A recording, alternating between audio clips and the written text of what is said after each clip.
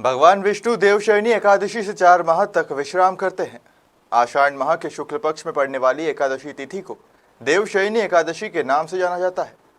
वहीं 20 जुलाई मंगलवार से 4 माह के लिए देव सोने जा रहे हैं। इस बार चातुर्मास 118 दिनों का रहेगा। पिछले दिनों अधिक मास के चलते 148 दिनों का चयन काल था। आइए जानते हैं देवशयनी एकादशी को लेकर ज्योतिषाचार्य आचार्य पंडित रामचंद्र शर्मा वैदिक से।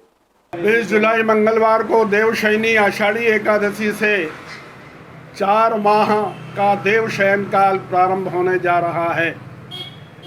पाताल लोक में राजा बलि के यहाँ 118 दिनों तक भगवान विष्णु प्रजा के पालक जो है वो योग निद्रा में रहेंगे। इस वर्ष चातुर्मास 118 दिनों का रहेगा। पिछले वर्ष अधिक मास के चलते 148 दिनों का देवशयन काल था जो 15 नवंबर तक रहेगा। पिछले वर्ष अधिक मास के कारण देवशयन काल 30 दिनों तक अधिक था। इस वर्ष 118 दिनों का होगा। देवशयन काल में विवाह आदि मंगल कार्य नहीं हो सकेंगे, वहीं धार्मिक अनुष्ठान संपन्न कर सकेंगे। 15 नवंबर से पुनः शहनाइयों की गूंज सुनाई देगी। 118 दिनों तक जहां प्रजा के पालक भगवान विष्णु क्षीर सागर में शयन करेंगे, वहीं देवादिदेव महादेव प्रजा का पालन करेंगे। चातुर्मास भी प्रारंभ होगा।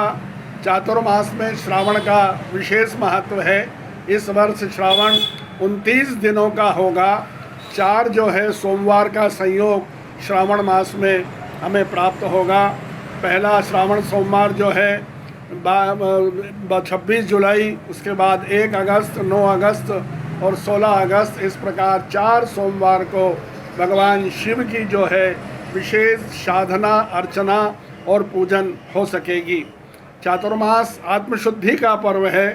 सनातनी जैन व बौद्ध धर्मावलंबी जो है इन दिनों एक स्थान पर ठहरकर विशेष पूजा अर्चना करते हैं।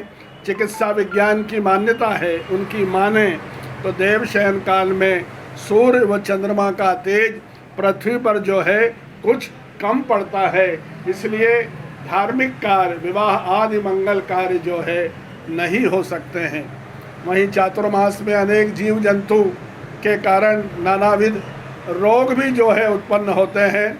चातुर्मास में साधु संत महात्मा एक ही स्थान पर ठहरकर तप, साधना, स्वाध्याय वो प्रवचनों से धर्मानुजनों को धर्म लाभ प्रदान करते हैं। देवशयन काल में ब्रज यात्रा का विशेष महत्व है। क्यों महत्व है? ऐसी मान्यता है, ऐसा माना जाता है कि चातुर्मास में भूमंडल के समस्त तीर्थ जो है व्रज में आकर निवास करते हैं, इसलिए ये 4 महीने अर्थात 118 दिन चातुर्मास के इसमें ब्रज यात्रा करने का विशेष महत्व है। देवशयन काल के बाद 19 नवंबर से विवाह आदि मंगल कार्यों का सिलसिला पुनः प्रारंभ होगा। अभी 16 जुलाई तक विवाह आदि मंगल कार्यों के मुहूर्त हैं। इस वर्ष नवंबर माह देश और दुनिया के लिए कुछ विशेष होगा। क्यों होगा? सामान्यतः वर्ष में 24 एकादशी हमें जो है प्राप्त होती है, किंतु इस वर्ष जो है 25 एकादशियों का संयोग प्राप्त हो रहा है। वर्ष में 2 एकादशी का विशेष महत्व है, देवशयनी एकादशी और देवोत्थान एकादशी। देवोत्थान एकादशी मंगल एकादशी के नाम से मानी जाती है। उत्तिष्ठोत्तिष्ठ गोविंद, उत्तिष्ठत् गरुड़ध्वज, उत्तिष्ठत् कमलाकांतो, त्रैलोक्यम मंगलम कुरु। तीनों लोकों का मंगल करने के लिए भगवान विष्णु का जागरण होता है, इसलिए इस देव उठनी एकादशी का महत्व। वहीं देवशयनी एकादशी आषाढ़ मास की जो एकादशी होती है इसका भी अपना विशेष महत्व है। इस एकादशी को भगवान विष्णु जो है क्षीर सागर में 4 माह के लिए शयन करते हैं।